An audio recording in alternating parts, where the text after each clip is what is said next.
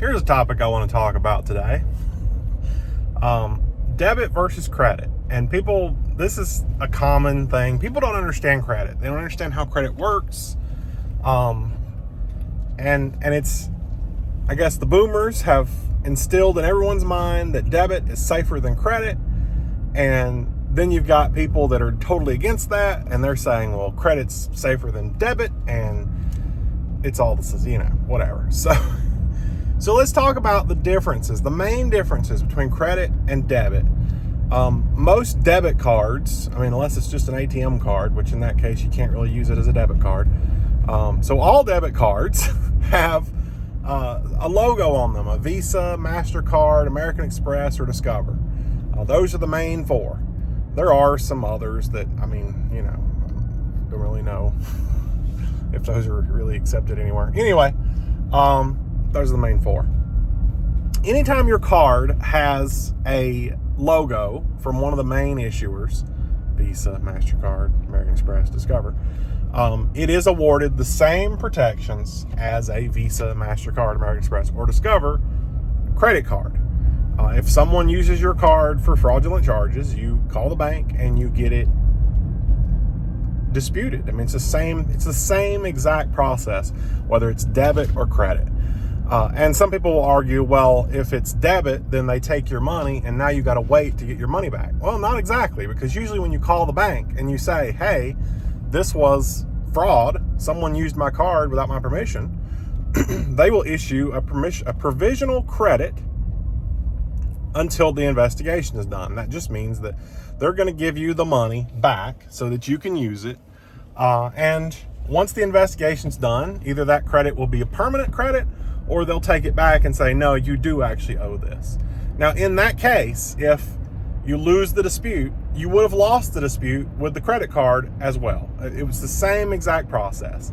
The same thing to investigate, whether it was you or not, will happen. And if you lose, you lose. It doesn't matter if it's credit or debit. You're going to lose. The only difference is, at least with credit, I guess you could pay it over time and incur interest on the cost. But for the whole time that you've had the provisional credit, they're going to start charging you interest, whereas the bank doesn't. Your bank checking account doesn't do that. There's no interest in a checking account unless you're making interest for your money sitting there. It's a different story. So it's the same exact protections. It's the same thing. There's really no downside to using a debit over a credit.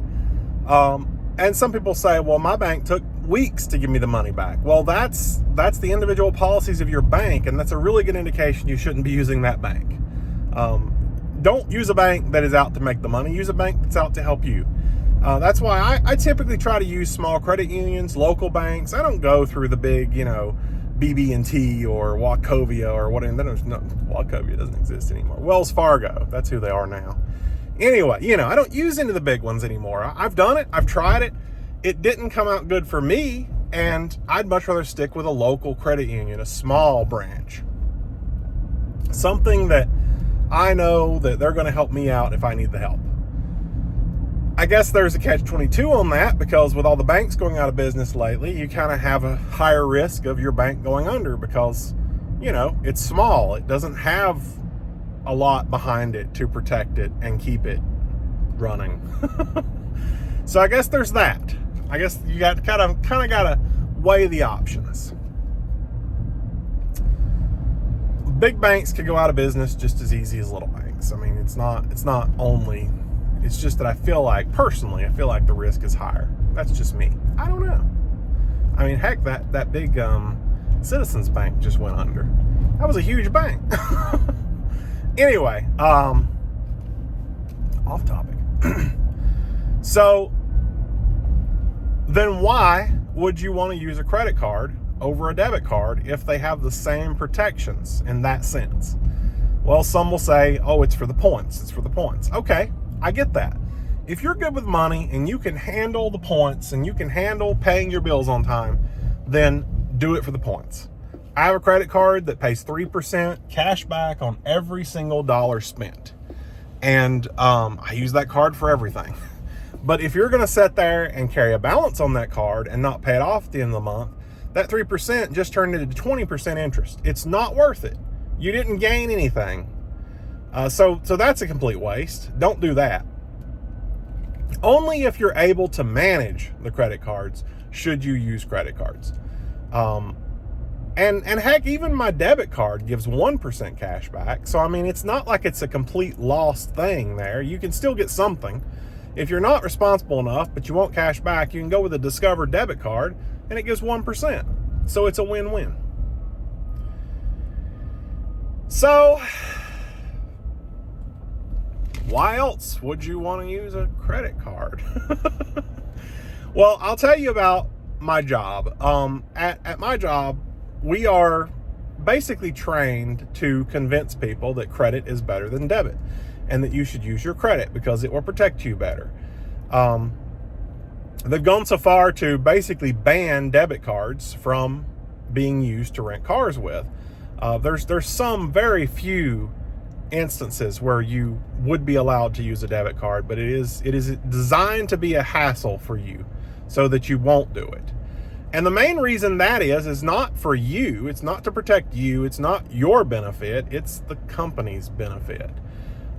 When you rent a car, for example, if you say you come rent a car for $100 and I swipe your credit card, it would authorize your credit card for $100 and you'd be on your way. If you return that car, no problems, don't need any fuel, nothing extra, then your balance would be $100. We would go ahead and turn that authorization into a charge and be done. You would walk away. If you return the car with damage and we needed to collect, say, $1,000 deductible, for example, then we would add the deductible to the invoice and you would owe $1,100. And then when we go to close the invoice out, it would say, do you want to attempt the charge? Well, there's a remaining balance of $1,000, so we got to do something. So you hit yes. On a credit card, if you hit yes and the card is declined, then it would come back and say, do you want to force charge? And you simply hit yes, and it forces the charge on the credit card. It doesn't matter what your limit is. It doesn't matter, what your available balance is or available credit or anything. It will force charge whatever we tell it to force charge to the card, and it will be your problem. You'll get over the limit fees. You'll get everything else. That's your problem. That's not our problem. And that's why it's so easy for us. That's why we recommend that you use credit. However, if you use a debit, it will say, you got the remaining balance. Do you want to try to charge the card? Yes. Card is declined. Collect payment from customer. And that's it. There's no option to force charge a debit card. You can't do it. If the money's not there, there's no way to force it to come out. And that's the main reason they don't want to rent cars on debit cards, because if you brought it back damaged, how are we going to get our money from, repairing the car if you didn't use a credit card? The process is not simple. It's actually a headache for both parties, because if you end up returning a car and I find out it's damaged and you're already gone and I try to charge your debit card and it doesn't work, I have to close the contract with $1,000 balance. And that notifies our collections department, who then starts going after you, trying to get the $1,000. And they ban you from renting cars. So, say that you weren't aware of any of this and you go to your next destination and try to rent a car. Well, now you're on the do not rent. You're stuck. You can't rent a car. You can't do anything. You can't go anywhere. And it's all on you. And it's just a huge hassle.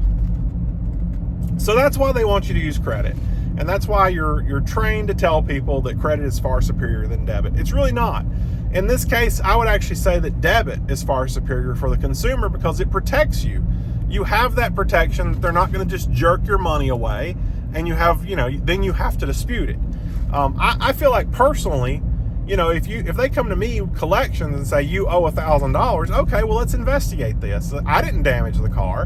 Did it get damaged after I dropped it off? Because it was in your care and custody at that point, not mine. It's not my problem. We could go through that route.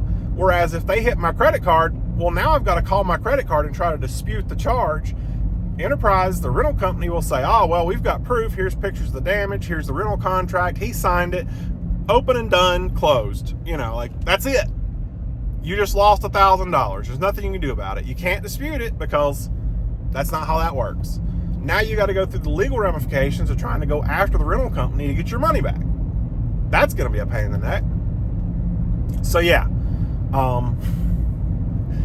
that's my personal opinion. I feel like debit cards and credit cards are kind of on the same level.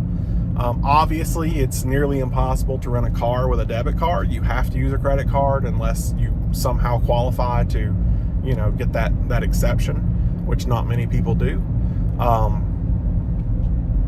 And it all depends on who's working there that day. I mean, sure, we could accept anyone if we wanted to, but if that person is going to be a jerk that day, well, guess what? You're not getting accepted.